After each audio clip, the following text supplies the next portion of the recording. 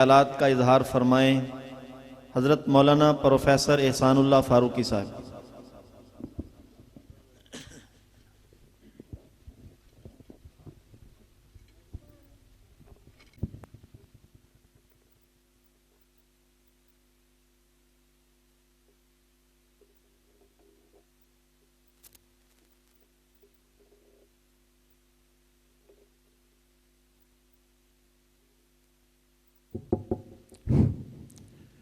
الحمدللہ رب العالمین والصلاة والسلام علی اشرف الانبیاء والمرسلین۔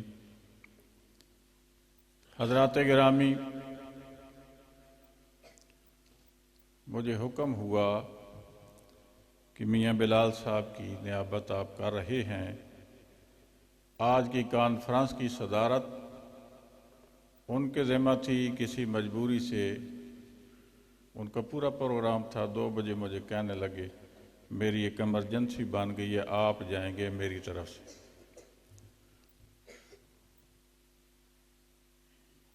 الحمدللہ بلال صاحب اس خانوادے سے ہیں کہ ضلع خوشاب تو کیا پورے پاکستان کی تحریک اہل حدیث اور تحریک ختم نبوت اس خاندان کے نام کے بغیر نامکمل۔ جہاں تک ہمارے ضلع کا تعلق، مجھے یہاں پہ عملاً جماعت میں قدم رکھے ہوئے تقریباً 27-28 سال ہو گئے۔ ان سالوں میں بڑے عروج و زوال بھی دیکھے، لیکن جماعت کے لیے ہمیں جب کبھی ضرورت پڑی، اس گھرانے سے ہمیں نہ نہیں ہوئی۔ ہم نے وہ دور بھی دیکھا جب ہم اس ضلع کے طول و عرض میں کم از کم 4 اور 8 تک بھی سالانہ کانفرنسیں میاں طاہر الرحمن طارق صاحب اپنے خرچے پہ، گاڑیوں کا خرچہ، علماء کا خرچہ، کھانے کا خرچہ، مکمل خرچہ کر کے اللہ کا امر ہو ہمیں یہ کانفرنسیں کروا کے دیتے رہے۔ یہ تڑپ کس طرف اشارہ کرتی؟ اور انہوں نے وہ دور بھی دیکھا جب یہاں کاروبار کے سلسلے میں آئے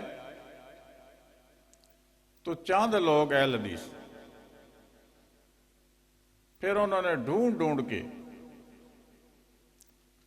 اہل حدیثوں کو اکٹھا کیا، ایک سلک میں، ایک لڑی میں پرویا، اور پھر یہ جماعت بنی اور آج تک الحمدللہ چل رہی ہے۔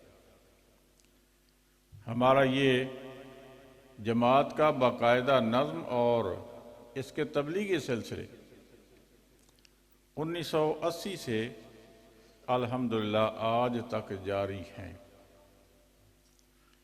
جس کا سلسلہ ہمارے ہاں ہر ماہ کی پہلے اتوار کو میٹنگ ہوتی ہے، اور تحصیلوں کی بھی الحمدللہ باقاعدہ میٹنگیں اپنے اپنے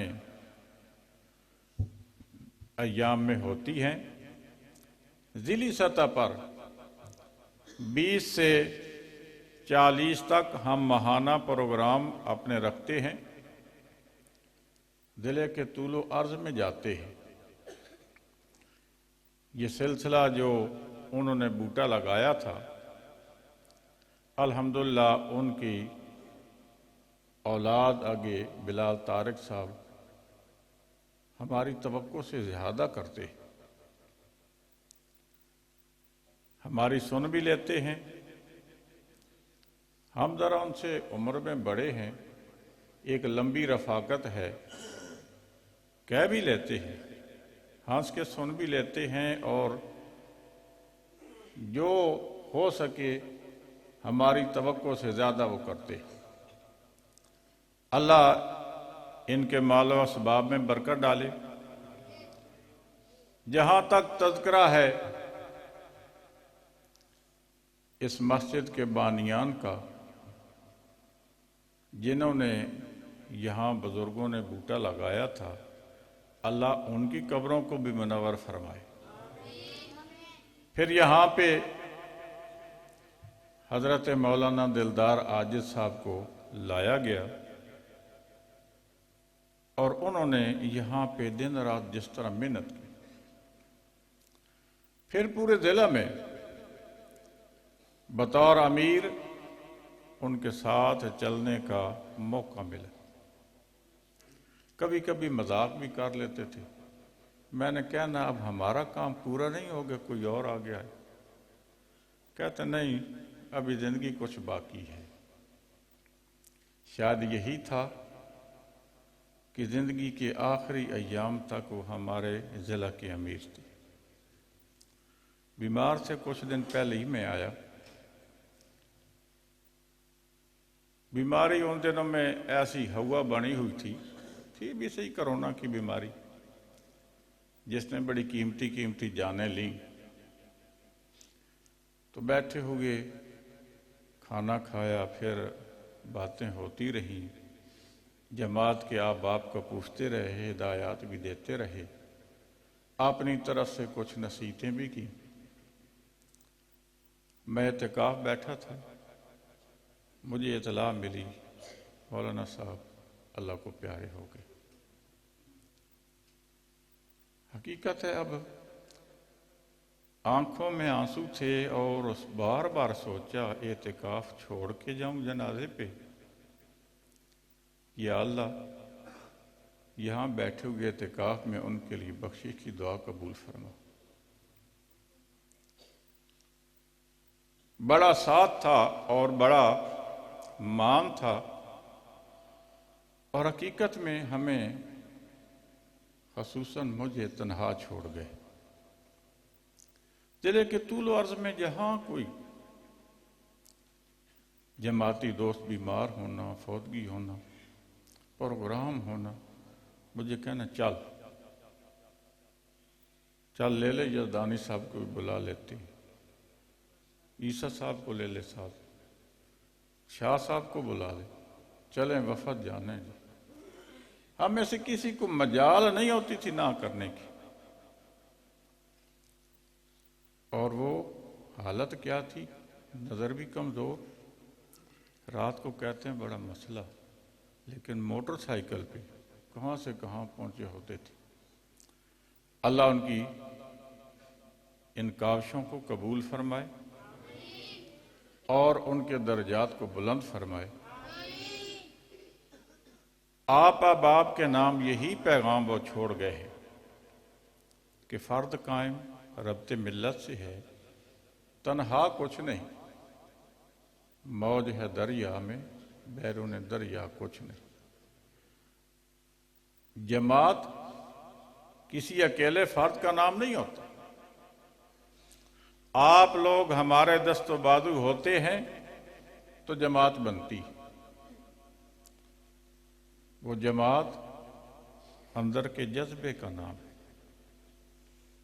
جو یہ نہ کہے کہ جماعت کیا کر رہی ہے، جو یہ سوچے کہ میں جماعت کے لیے کیا کر رہا۔